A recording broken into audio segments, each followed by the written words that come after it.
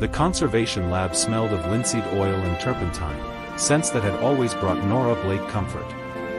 She carefully cleaned a centuries-old portrait, her movements precise and reverent, when her phone buzzed with a text from Marcus, "Come home early. We need to talk." Those 4 words carried the weight of execution. Their penthouse overlooked Boston Harbor, all glass and steel and cold perfection. Marcus had designed it to impress clients, not to feel like home. When Nora arrived at 4 in the afternoon instead of her usual 7, she found Marcus in the living room with a woman she recognized from society pages, Vivienne Laurent, draped across their sofa like she owned it. "Nora." Marcus stood, straightening his tie. At 41, he was handsome in that calculated way successful men achieved: personal trainers, tailored suits, salon-perfect hair. "Good, you're here. This will be quick." Vivienne smirked, her legs crossed to show off designer heels that cost more than most people's monthly rent. "Marcus, what's going on?" Nora's voice remained steady despite the churning in her stomach. "I want a divorce." He said it like he was ordering lunch. "I've had the papers drawn up." "It's generous, considering." The room tilted. "Considering what?" "Considering you brought nothing to this marriage." Vivienne spoke, her voice like sugar-coated poison. "No connections, no family, no money. You're a glorified janitor for old paintings." "Vivienne, please." Marcus held up a hand, but his expression showed agreement. "Nora, when we married 5 years ago, I thought I wanted simple. Quiet. Someone who wouldn't compete with my career." He moved to the bar, poured himself scotch. "But I've evolved. My company just closed a $2 billion acquisition. I'm on track to be one of the youngest billionaires in tech. I need a partner who understands that world." "I supported you through everything," Nora whispered. "Every late night, every cancelled anniversary, every time you prioritized work over us." "Exactly." Marcus cut her off. "You supported. You didn't participate. Look at Vivienne. She's connected to everyone who matters. Her father sits on the board of 3 Fortune 500 companies. She understands power." Vivienne stood, moving to Marcus's side. She placed a possessive hand on his chest, and Nora noticed the massive diamond on her finger, new, clearly expensive, definitely not from Nora's jewelry box. "How long?" Nora asked. 6 months, Marcus answered without shame. "We met at the tech summit in Monaco. It became obvious very quickly that Vivienne and I are better matched." 6 months. While Nora had been researching their family vacation, planning his birthday party, organizing his mother's visits. "The Anderson Museum Gala is in 2 weeks, Marcus continued, opening a folder on the coffee table. "I'm the keynote sponsor this year. $50,000 table. I'll be attending with Vivienne. You need to be out of the penthouse before then. I've already had your settlement prepared." He slid papers across the table. Nora picked them up with trembling hands. The number made her gasp, not because it was generous, but because it was insulting. $200,000 to end 5 years of marriage to a man worth over $1 billion. "The prenup is ironclad," Marcus said. "My attorneys assure me you'll get nothing more. You signed away rights to any of my assets or future earnings." "I signed that because I trusted you," Nora breathed. "Then you were naive." Vivienne's laugh was cruel. "Honestly, Marcus, I don't know what you ever saw in her. She's so forgettable. Like wallpaper." Something inside Nora cracked. Not her heart, that had gone numb. Something deeper. Something that had been sleeping for 10 years. "Sign the papers," Marcus said. "My attorney will be in touch about the logistics. You have until the gala to clear out your things." "And if I don't sign?" Marcus's expression hardened. "Then my legal team will bury you. You have no resources, Nora." No family to back you up. No money for a protracted legal battle. Take the settlement. Start over. Find some nice museum where you can restore paintings and be happy in your simple little world. Vivian checked her reflection in a compact mirror. We really need to go, darling. We have that dinner at the Fairmont. They left together, Vivian's laughter echoing through the penthouse. Nora stood alone in the living room that had never felt like hers, holding papers that treated her like a fired employee rather than a wife. The setting sun painted the harbor gold and crimson, beautiful and indifferent to her pain. She pulled out her phone and stared at a contact she hadn't called in a decade, Daniel Blake, brother. Her thumb hovered over the call button. To call him would mean admitting she'd been wrong. Wrong to walk away from her family. Wrong to think she could build a life on her own terms. Wrong to believe love mattered more than money. But Marcus had made one catastrophic error in his cold calculus. He assumed she was alone. She pressed call. Daniel Blake arrived at midnight in a black Range Rover that looked like it cost more than most houses. Nora waited in the building's private parking garage, a single suitcase beside her, the settlement papers crumpled in her hand.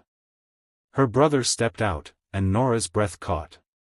He'd always been striking, but 10 years had transformed him into something formidable, 6'3", immaculately dressed in a charcoal suit despite the hour, with the same sharp green eyes they'd inherited from their father. Nora. He didn't hug her immediately. Instead, he studied her with an intensity that made her feel transparent. You look thin. Hello, Daniel. Then his arms were around her, and Nora finally let herself break. She sobbed into his shoulder while he held her, one hand stroking her hair the way he used to when she was little and had nightmares. I'm sorry, she gasped. I'm so sorry I left. I'm sorry I was stubborn. I'm sorry. Stop. His voice was firm. You have nothing to apologize for. He does. Daniel drove her to a suite at the Four Seasons. Once inside the elegant rooms, he ordered room service, soup, tea, things Nora couldn't imagine eating but that arrived anyway. Tell me everything, he said. So she did. The affair, Vivian, the divorce, the insulting settlement, the demand she be gone before the gala. Daniel listened without interrupting, but she watched his jaw tighten, his hands curl into fists. When she finished, he was silent for a long moment. Do you remember why you left? He finally asked. Nora nodded. I wanted to be normal. I was tired of being Eleanor Blake's granddaughter, of every relationship being analyzed for ulterior motives, of never knowing if people liked me or the Blake fortune. I wanted authenticity. And Marcus Chen gave you that? The question stung because the answer was obvious. I thought he did. He didn't know about the family. I used my mother's maiden name, Blake is common enough. I worked my way through grad school, got my job on merit. When we met, he was still building his company. I thought we were equals. Daniel pulled out his phone, typing rapidly. Nora, do you know what Blake Industrial is worth now? I haven't looked in years. $47 billion. He turned the phone to show her a Bloomberg article. Grandmother expanded into renewable energy and AI. Our family trust is worth more than Marcus Chen's entire company 10 times over. The number was incomprehensible. Nora had walked away from her inheritance at 22, taking only enough to pay for graduate school. She'd wanted to build her own life, her own identity. The irony was devastating. She'd married a man who valued wealth above all else, never knowing she possessed wealth that dwarfed his. A knock at the door interrupted them. Daniel opened it to reveal a severe-looking Asian woman in her 50s carrying a leather briefcase. Nora, this is Catherine Wu. She's been the Blake family's chief legal counsel for 20 years. Catherine's handshake was firm. She sat, opened her briefcase with surgical precision, and pulled out documents. Mrs. Chen, or should I say Ms. Blake, I've reviewed the prenuptial agreement you signed. Her expression was somewhere between amused and appalled. It's impressively one-sided. However, it was drafted under false pretenses. How so? Nora asked. You signed as Nora Blake, graduate student with minimal assets. But you are, in fact, Nora Blake, beneficiary of the Blake Family Trust with a personal net worth of approximately $3 billion. The prenup is void if material misrepresentation can be proven on either side. But I didn't lie, Nora protested. I just didn't mention it. Neither did he, Catherine said coolly. Marcus Chen's company, during your marriage, received a $40 million investment from Blake Industrial. He didn't disclose this connection to you, which constitutes material misrepresentation. He took your family's money while making you sign away rights to his assets. Nora's head spun. Blake Industrial invested in his company? Daniel nodded. Through several shell companies. Marcus never knew the money came from your family. But legally, it creates an enormous problem for him. Catherine continued, additionally, Massachusetts is an equitable distribution state. Given the length of your marriage and your, shall we say, previously undisclosed financial position, you're entitled to far more than $200,000. How much more? Conservatively? $500 million. Possibly more if we push the marital asset commingling angle. Nora felt like she was in freefall. This isn't about money. I just want him to understand he can't treat people as disposable. Daniel's smile was sharp. Oh, he'll understand. I promise you that. Catherine pulled out another document. The Anderson Museum Gala. I understand Mr. Chen plans to attend with his companion. He told me to be gone before then. Interesting, Catherine said. Because the Anderson Museum's West Wing, the primary venue for the gala, was funded entirely by a $50 million donation from Eleanor Blake in your honor. Your grandmother is the museum's largest benefactor. In fact, you've been listed as a junior board member for the past 5 years, though you never activated the position. Nora stared. Grandmother did that? She never stopped hoping you'd come back, Daniel said gently. She's been quietly supporting your interests all along. The museum job, certain grants your department received, none of it was coincidence, Nora. She was watching over you. Tears burned Nora's eyes. I need to see her. She's expecting you tomorrow, Daniel said. But first, we need to make a decision. Do you want to quietly settle and disappear? Or do you want Marcus Chen and Vivian Laurent to understand exactly who they dismissed? Nora thought of Marcus's contempt, Vivian's cruelty, the casual way they'd discarded her. She thought of 5 years of supporting a man who'd ultimately valued her as nothing. I want to go to the gala, she said quietly. As myself. As Nora Blake.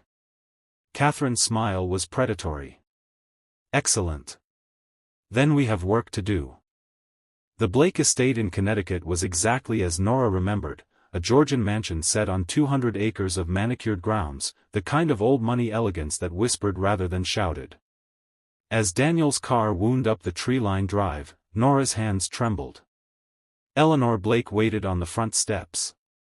At 78, Nora's grandmother remained formidable, silver hair swept into an elegant chignon, wearing pearl-gray cashmere, standing straight back despite her age.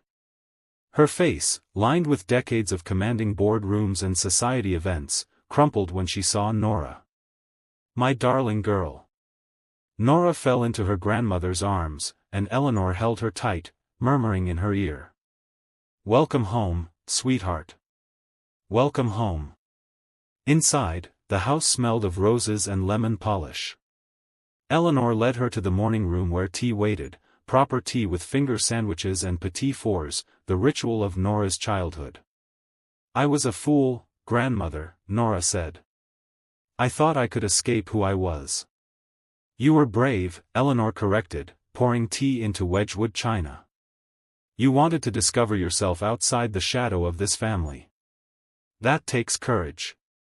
But now you've learned an important lesson. What lesson? That authenticity doesn't mean denying your birthright. It means choosing how to wield your power. Eleanor's green eyes, identical to Nora's, held steady. Marcus Chen treated you abominably because he thought you were powerless. Men like him only respect strength. It's time to remind him what strength looks like. Over the next week, the Blake estate transformed into a command center. Catherine Wu worked in the library, building a legal case that made even Daniel whistle. Accountants pored over Marcus's company finances. Private investigators compiled reports. But the most dramatic transformation was Nora herself. Eleanor called in reinforcements, her personal stylist, a woman named Simone who dressed 3 first ladies, a trainer who specialized in posture and presence, a hair colorist flown in from Manhattan. "We're not changing you," Simone assured her, studying Nora with an artist's eye. "We're revealing you." The haircut came first, her mousy brown hair transformed into a rich chestnut with subtle highlights, cut into a sophisticated long bob that framed her face. Contact lenses replaced her glasses, revealing her striking green eyes. The trainer worked on her posture, teaching her to move with the confidence her breeding demanded. "You've been hiding," he observed during a session. "Shoulders back.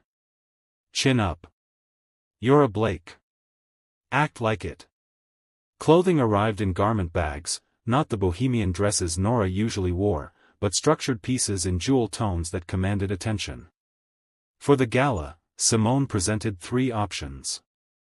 Nora chose an emerald silk gown that seemed to glow against her skin, one-shoulder design, fitted bodice, a flowing skirt that moved like water. It was elegant, powerful, unmistakably expensive. "Perfect," Eleanor declared. Now, the jewels. The Blake family vault was legendary, though Nora hadn't seen it since she was a teenager. Eleanor led her down to the climate-controlled room beneath the house where generations of Blake women's jewelry waited in velvet-lined cases. "These were your great-great-grandmother's," Eleanor said, lifting out an emerald and diamond set, necklace, earrings, bracelet, and ring. The emeralds were Colombian, each stone the size of a robin's egg, surrounded by diamonds that caught the light like stars. She wore them when she met President Roosevelt. They're worth approximately $12 million. But more than that, they're recognizable. Anyone who knows jewelry will identify them instantly. Nora touched the necklace with reverence. "It's too much." "No, darling. It's exactly enough. You're not going to the gala to blend in. You're going to announce your return." The night before the gala, the family gathered for dinner, Daniel, Eleanor, Catherine, and a few cousins Nora hadn't seen in years. They treated her not like the prodigal granddaughter but like the general before battle. "The museum board is expecting you," Catherine reported. "I've confirmed your position.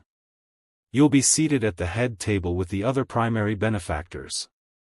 Marcus Chen's table is 3 rows back.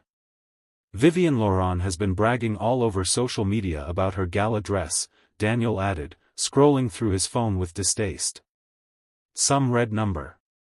She's calling herself the future Mrs. Chen." Eleanor's laugh was sharp. How unfortunate for her. That night, Nora stood in her childhood bedroom, looking at herself in the mirror. The woman staring back was both familiar and foreign, the face was hers, but the expression was different. Stronger. Clearer. Her phone buzzed. A text from Marcus: "Heard you hired some fancy lawyer. Don't bother fighting this. Sign the papers." Nora smiled and typed back, "See you at the gala." His response came immediately: "You're not invited." She didn't reply. Let him wonder. Eleanor appeared in the doorway, holding a small leather box. "Your grandfather gave me this when we married," she said, opening it to reveal a signet ring bearing the Blake family crest. "He said it was a reminder that love means partnership, not ownership. Wear it tomorrow." Nora slipped on the ring. It fit perfectly. I'm proud of you, Eleanor said softly. Not because you're coming back to the family. Because you're coming back to yourself. The next evening, as Nora prepared for the gala, she felt something she hadn't felt in years: power. Not the kind Marcus wielded through money and intimidation, but the quiet, absolute power of knowing exactly who she was. The mouse had been an act. The lion was coming home. The Anderson Museum blazed with lights, a beacon of culture and wealth in Boston's cultural district. Television crews lined the red carpet as Boston's elite arrived in their finest. Marcus Chen had spared no expense for his moment. His sponsorship banner hung prominently at the entrance, $50,000 tables bearing his company's name throughout the grand hall. He stood near the entrance in a bespoke tuxedo, Vivian on his arm in her crimson gown, backless, daring, designed to photograph well. She'd been posing for society photographers for 20 minutes, her smile brilliant, her hand possessively on Marcus's arm. "This is perfect," she breathed, watching guests arrive. "Everyone who matters is here. The Globe, the Herald, even that Vogue Society reporter." Marcus nodded, but his attention kept drifting to his phone. Nora hadn't responded to his last 3 messages. His attorney reported she'd retained some firm from New York, but nothing had been filed. It was strange. Nora wasn't a fighter, she'd always been so accommodating, so eager to avoid conflict. A murmur rippled through the crowd. "What's happening?" Vivian craned her neck to see. A convoy of vehicles had arrived, 2 black Range Rovers bracketing a vintage Rolls-Royce. Museum security and board members rushed to greet them with a deference that made Marcus frown. The Rolls-Royce door opened. Eleanor Blake emerged first, moving with the grace of old money, draped in midnight blue and wearing pearls that probably cost more than Marcus's penthouse. The crowd recognized her immediately, gasps, whispers, the famous reclusive matriarch making a rare public appearance. Then Daniel Blake stepped out, imposing in his tuxedo, offering his hand to someone still inside the car. The woman who emerged stole every breath in the vicinity. She wore emerald silk that seemed to glow in the lights, her chestnut hair swept into an elegant updo, the Blake emeralds at her throat catching fire in the camera flashes. But it was her face that shocked Marcus into immobility. Nora. Not Nora as he'd known her, shy, uncertain, always slightly apologetic. This woman moved like royalty, her posture perfect, her expression serene and utterly confident. The Blake family crest ring on her right hand caught the light as she took Daniel's arm.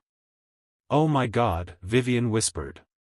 "Is that the Blake family?" someone near them breathed. "Eleanor Blake hasn't attended a public event in 5 years.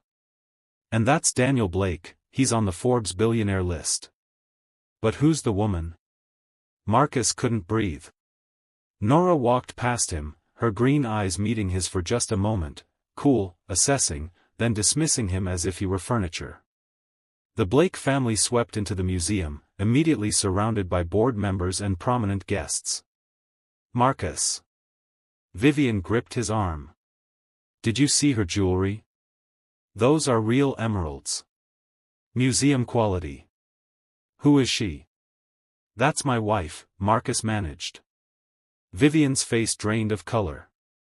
"That's Nora?" "But you said she was nobody." Inside the grand hall, the seating hierarchy became brutally apparent.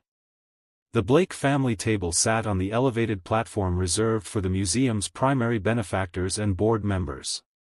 Crystal place cards identified Eleanor Blake, Daniel Blake, and, Marcus felt his world tilt, Nora Blake, junior board member. His table, his $50,000 sponsorship table, sat 3 rows back in the general sponsor section. Museum director Charles Anderson approached the Blake table personally, shaking hands, clearly honored by Eleanor's presence. Photographers clustered around, capturing the moment. Vivian tugged Marcus toward their table, but he couldn't move. He watched Nora laugh at something her grandmother said, watched her accept champagne from a waiter with easy grace, watched her belong in a world that suddenly seemed entirely out of his reach. Mr. Chen? A museum staffer appeared. We need to adjust some seating. Several additional board members arrived, so we're moving some sponsor tables to accommodate them. Moving them where? Marcus asked, though he knew. To the West Wing overflow area. Don't worry, you'll still have an excellent view of the stage on the monitors. Monitors. Not even in the main hall anymore. The gala began with Charles Anderson welcoming guests. We're especially honored tonight, he said, his voice carrying through the hall, to have Eleanor Blake with us. Mrs. Blake's generosity has transformed this museum. The entire West Wing, which houses our Dutch and Flemish masters collection, exists because of her vision and philanthropy. Applause thundered through the room.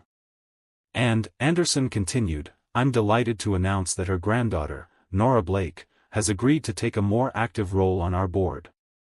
Many of you may not know that Nora is an accomplished art conservator whose work on our collection has been invaluable.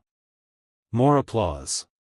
Nora stood, acknowledging the recognition with a gracious nod. The cameras loved her, the emeralds, the elegant gown, the quiet confidence. Marcus's phone buzzed. A text from his attorney, we need to talk. Immediately. Blake family filed preliminary injunction regarding the prenup. This is bad. Vivian was scrolling frantically through her phone.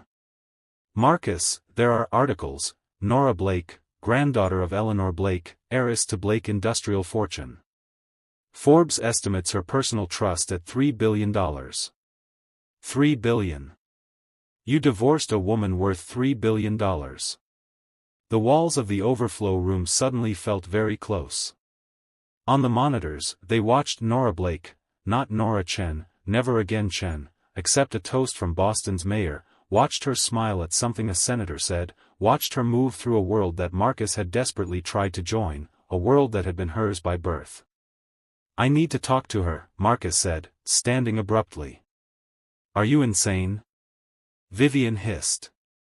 You can't just. But he was already moving, pushing through the crowd toward the main hall. Security stopped him at the entrance. I'm sorry, sir, this area is for board members only. That's my wife in there. The security guard checked his tablet. I don't see a Mrs. Chen on the guest list, sir. Nora Blake. Nora Blake is my wife. The guard's expression shifted to something between pity and contempt. Ms. Blake is currently engaged with the board. If you'd like to leave a message. Marcus Chen. A woman's voice cut through. Catherine Wu appeared, immaculate in a black evening gown. I'm Catherine Wu, Ms. Blake's attorney. I believe we need to have a conversation. The museum's private conference room felt like an execution chamber. Marcus sat across from Catherine Wu and two other attorneys whose names he'd already forgotten. Through the door, he could hear the gala continuing, music, laughter, the sound of Nora's world moving on without him. Catherine opened a leather folder with surgical precision. Mr. Chen, let's discuss your marital assets. I have a prenup. You have a fraudulent document, Catherine interrupted smoothly. Obtained under false pretenses. But let's move past that. Blake Industrial invested $40 million in your company during your marriage. Money that technically commingled with marital assets. Your company's current valuation is $1.2 billion.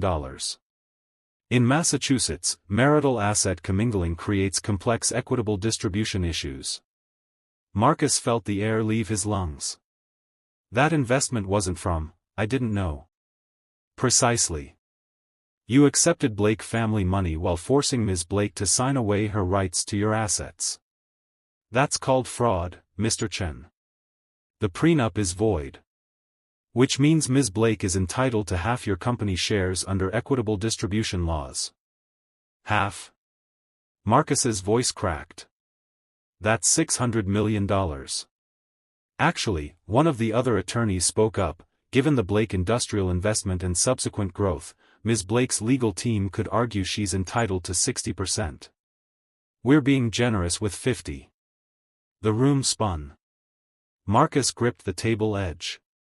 I want to talk to Nora. That's not happening tonight, Catherine said. But here's what is happening. You have 72 hours to respond to our filing. If you choose to fight this, we will audit every transaction your company has made in the past 5 years. We will examine every contract, every deal, every relationship.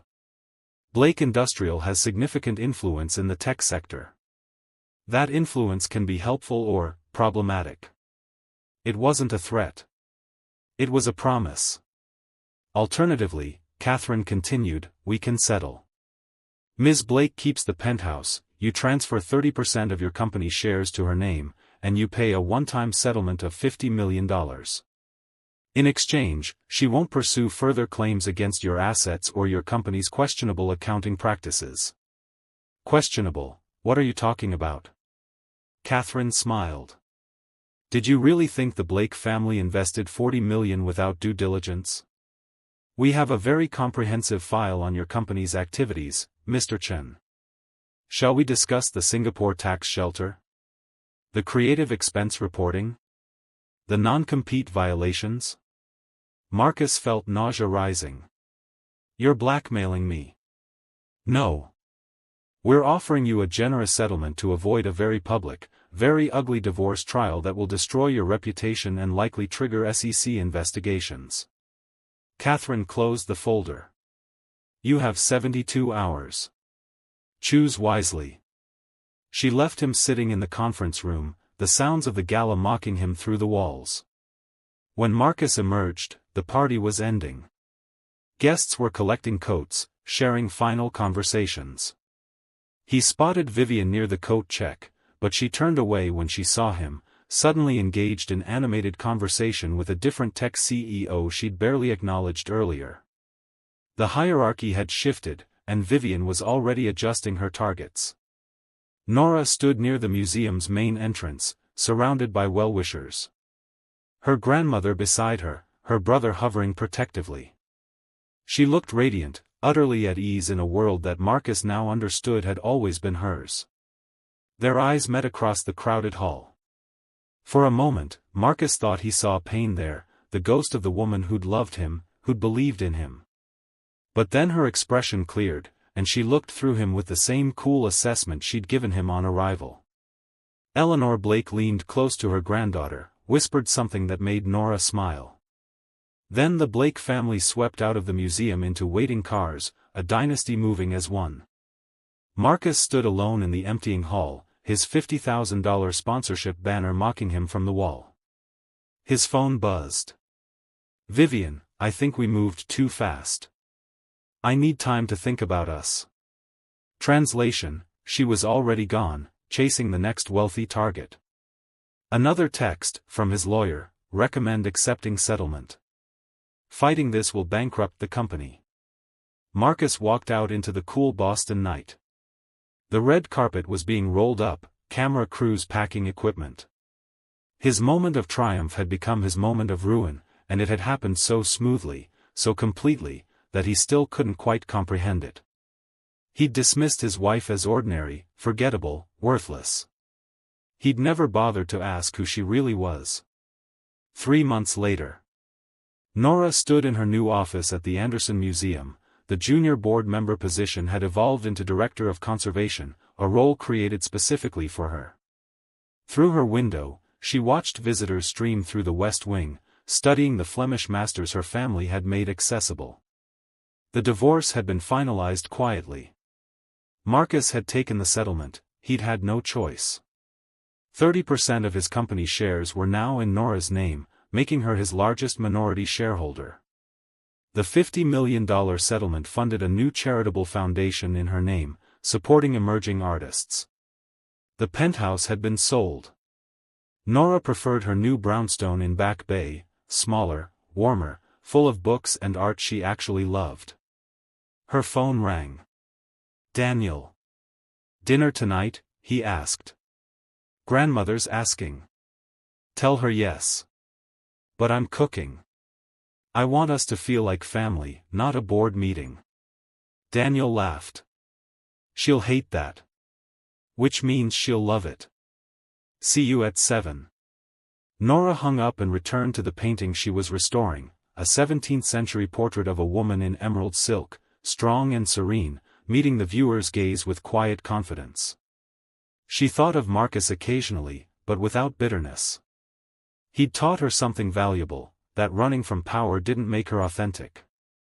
Choosing how to use her power, that was authenticity. The settlement money was already at work. The foundation had awarded its first grants. Young artists who'd never had access to resources now had studios, supplies, mentorship. Nora Blake had spent 10 years trying to be ordinary. Now she understood that ordinary was never the goal. Being herself, fully, completely, unapologetically herself, that was the only victory that mattered. She returned to her restoration work, her grandmother's ring catching the afternoon light, and smiled.